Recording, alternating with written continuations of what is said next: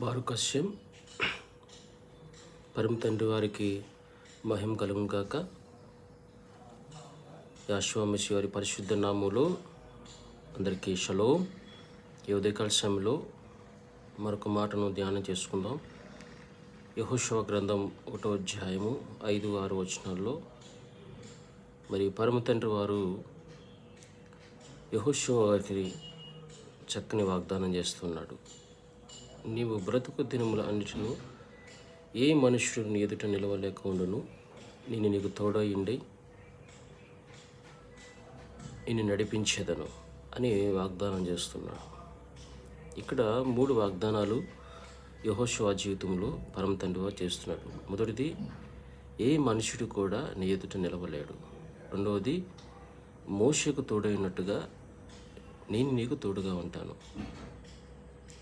మూడవది, నిన్ను విడువను అనే మాట కూడా వాగ్దానం చేస్తున్నాడు. ఈ 3 వాగ్దానాలు కూడా నీ జీవితంలో నెరవేర్చబడాలంటే, నీ జీవితంలో నువ్వు చూడగలగాలంటే, కనాను దేశానికి తన ప్రయాణంను ఎలాగ ప్రారంభించాడో మనందరికీ తెలుసు. కాలేబు, యెహోషువ తప్ప ఎవ్వరు కూడా పరమ తండ్రి వారిని అంతగా గొప్పగా ఆరాధన చేయలేకపోయారు. యెహోషువ, కాలేబు వీరిద్దరూ ఆయన నిండు మనసుతో, పూర్ణ హృదయంతో, పూర్ణ ఆత్మతో పరమ తండ్రి వారిని సేవించారు కాబట్టే చక్కని వాగ్దానాన్ని తన జీవితంలో మరి పొందుకోగలుగుతున్నాడు. ఆ వాగ్దానము చాలా గొప్పది.